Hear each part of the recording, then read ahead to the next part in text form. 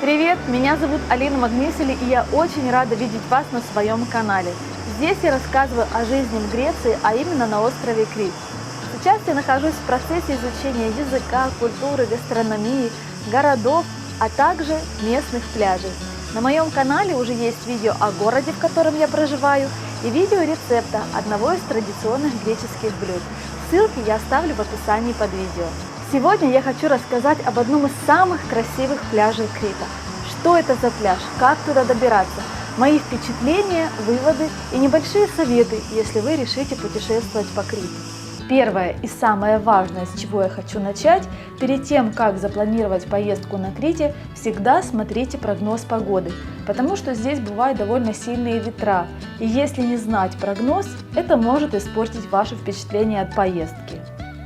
Наша поездка была не запланированной, мы просто посмотрели прогноз погоды, где меньше всего ветра на Крите в этот день, туда и поехали, и это оказался пляж Айо-Фараго.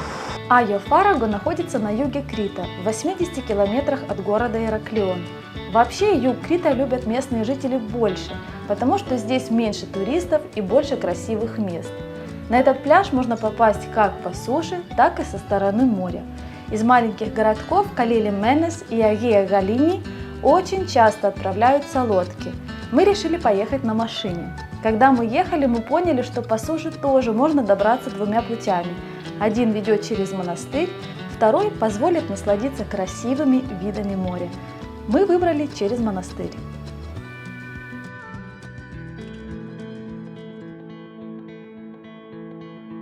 Монастырь Богородицы-Путеводительницы Панагия Одигитрия. Это мужской монастырь, построен предположительно в XIV веке. Он один из самых больших и красивых монастырей Крита. Как и весь Крит, этот монастырь пережил многое. Во времена турецкого завоевания Крита монастырь не раз сжигали и грабили, но монахам удалось вывести большое количество ценных икон и других реликвий. Позже их вернули обратно. И лишь только в 40-е годы XIX века монастырь Одигитрии начинает активно восстанавливаться после разорения.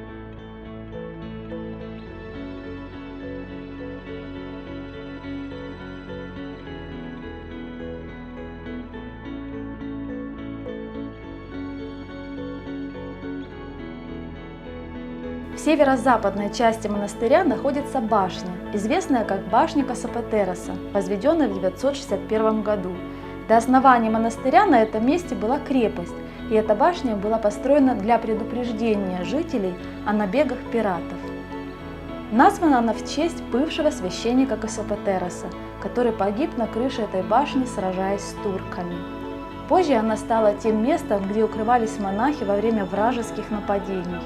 Несмотря ни на что, монастырь всегда оказывал поддержку и помощь повстанцам, которые бились за свободу острова Крит. И во времена Второй мировой войны здесь укрывались партизаны, за что монастырь снова едва не подвергся разрушению.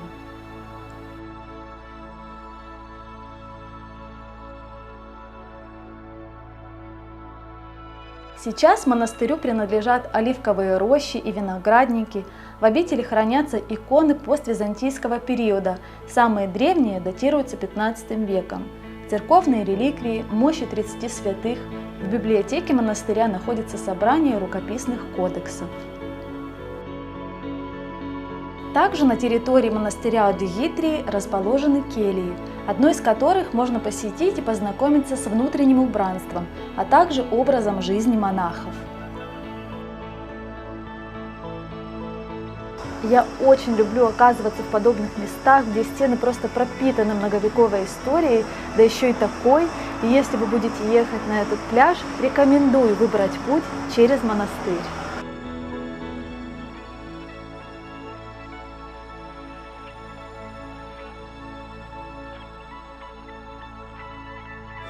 За монастырем начинается дорога к пляжу Айо-Фараго. Перед тем, как ехать, я почитала отзывы об этом пляже, они были прекрасны, но все писали об одном «но» – дорога. Сразу за монастырем заканчивается цивилизация и начинается грунтовая дорога. И если вы будете ехать на машине с низкой посадкой, это довольно рискованно. Для такой дороги, конечно, подойдет больше джип. Ее стараются чистить от больших камней, но есть повороты, на которых нужно быть особо осторожными. Мы добирались приблизительно 40 минут. Здесь довольно спокойно можно припарковаться, но хочу сразу же предупредить. Старайтесь поставить свою машину подальше от деревьев, потому что на Крите очень много горных козликов и козочек, и они могут забраться на вашу машину, чтобы поесть листья с деревьев.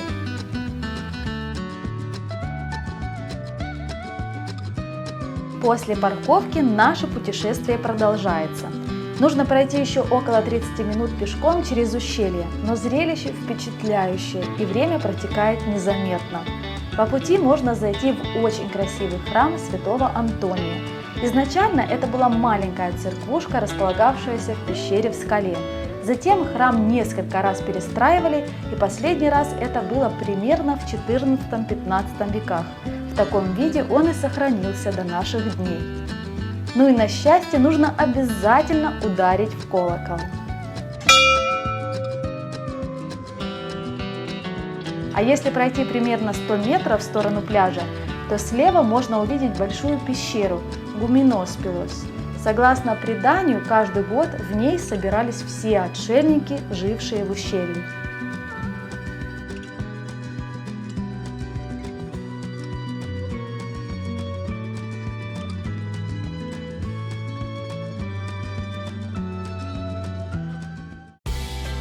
И, наконец-то, пляж. Айо Фараго в переводе с греческого языка означает «святое ущелье». И названо оно так, потому что в здешних высоких скалах находится множество пещер, в которых селились монахи-отшельники. С первых лет христианства ущелье стало первым центром аскетизма на Крите. Айо Фараго когда-то образовалось благодаря тому, что здесь протекали две реки, впадавшие в Ливийское море. Длина ущелья чуть меньше 1,5 километра, и заканчивается оно шикарным пляжем с лазурного цвета водой.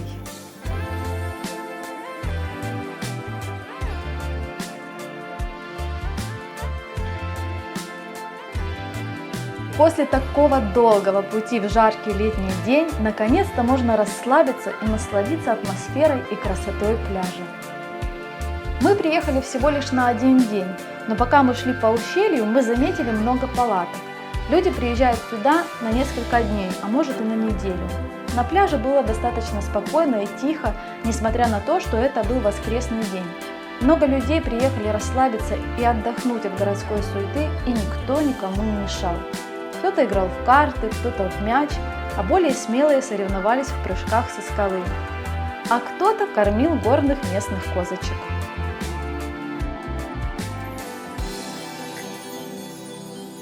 Вода здесь кристально чистая, но прохладная, как и в остальной части Южного Крита, и резко углубляется. Но в жаркий летний день это идеально. Я обожаю провожать закаты, но, к сожалению, около 6 вечера солнце покидает этот пляж, оно переходит на северную сторону острова. Мне очень понравилось наше путешествие именно по этому пути, который мы выбрали. И я думаю, что мы обязательно вернемся, но в следующий раз попробуем приплыть на лодке. Мои советы. Первый. Если вы будете ехать на один день, как мы, советую ехать рано-рано утром, потому что дорога все-таки длинная, нелегкая, солнце заходит уже в 6 часов, и чтобы вполне насладиться этим пляжем, стоит поехать пораньше. Второй. Будьте осторожны на грунтовой дороге. Я читала, что на Крите страховка автомобиля не покрывает ущерб, причиненный на грунтовой дороге. И это касается любых автомобилей, в том числе и внедорожников. Совет третий. Запаситесь водой и едой, так как пляж дикий, там нет ресторанов, кафе, магазинов, только один небольшой ларек на парковке. Четвертый. Обязательно берите с собой зонтики, так как на пляже нет тени. Ну и пятый совет. Возьмите с собой любимую книгу, мяч или любую другую игру, чтобы веселее провести время на пляже. Если вам понравилось видео, ставьте лайки и подписывайтесь на мой канал. И впереди вас ждут интересные видео о жизни на Крите.